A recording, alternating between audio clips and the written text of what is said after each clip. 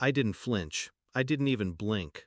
I just nodded along as my boss smiled that thin, rehearsed smile, telling me how my attitude at work had been problematic. Meanwhile, my phone pulsed against my leg with that single line from an unknown number. Don't react. Your boss is recording everything. My eyes slid to his desk. That phone. Tilted slightly toward me, screen black, but its camera was pointed directly in my direction.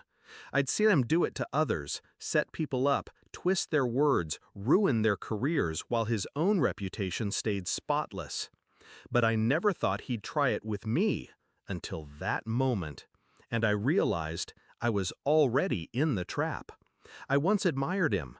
That's the part that still stings. When I joined the company, he played the mentor role well. Late nights where he pretended to guide me. Compliments in front of executives. He made me believe I was special, different, the kind of employee who could climb fast if I stayed loyal. But loyalty is a currency manipulators spend freely. It started with rumors I didn't spread being traced back to me. Projects I completed somehow missing my name in the reports. Colleagues pulling away, whispering about things I supposedly said. At first, I brushed it off. Office politics, nothing more. But then I overheard him one night, his voice sharp, low, calculated. He was talking to another manager, feeding lies about me, painting me as unstable, untrustworthy. That's when the truth hit. He wasn't grooming me for success. He was grooming me for the fall. The text in my pocket confirmed what I'd begun to suspect weeks ago. Someone inside had finally seen through him. Someone wanted me to know the game he was playing. I felt anger simmer beneath my skin, but I didn't let it boil over. That's what he wanted, a reaction he could capture, twist, replay in boardrooms until I was nothing but a problem to be discarded. So I gave him nothing, just a calm smile, a nod, a quiet, "I understand," to every false critique.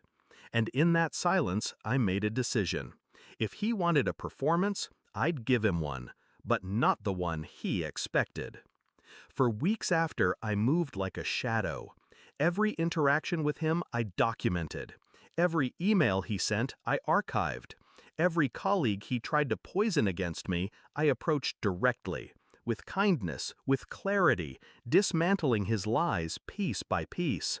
Then I went deeper. I studied him, his patterns, his rhythms.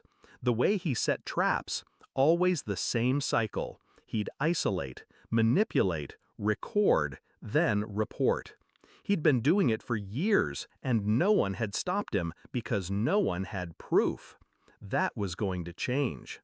I bought a pen camera, small, unnoticeable. I started recording our conversations, his contradictions, his subtle threats. The first time I caught him on tape telling me to adjust numbers so they looked better, I knew I had enough to destroy him. But I didn't rush. No, patience is the sharpest blade. I let the evidence stack until it was undeniable. Then came the review meeting, the one where he thought he'd finally cornered me.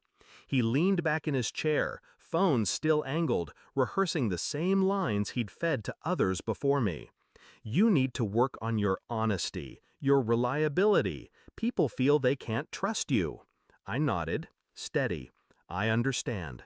He smiled, thinking the recording was painting him as calm, professional, while I looked submissive, weak.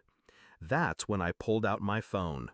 Actually, I said softly, I'd like to record this too, for accuracy. His smile froze.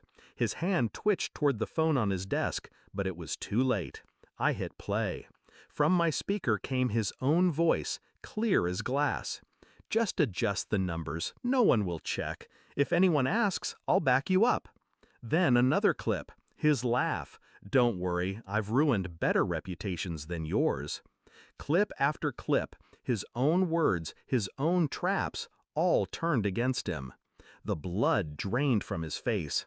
He lunged for his phone, but I slid mine across the table, letting it spin to a stop in front of him. Don't worry, I said, echoing his own line back at him. I've already backed it all up. The fallout was swift. I didn't even have to go to HR. By the time the board got the files, half the department had already submitted written statements. The unknown number that had warned me, it was a coworker he'd burned before, finally stepping out of the shadows. He was escorted out 2 days later. No severance, no glowing exit memo, just silence, shame, and the weight of his own games collapsing in on him. As for me, I didn't just survive, I was promoted, put in charge of rebuilding the very team he'd poisoned. People ask me if I regret it, if I regret not confronting him sooner or letting him think he had me fooled. The truth?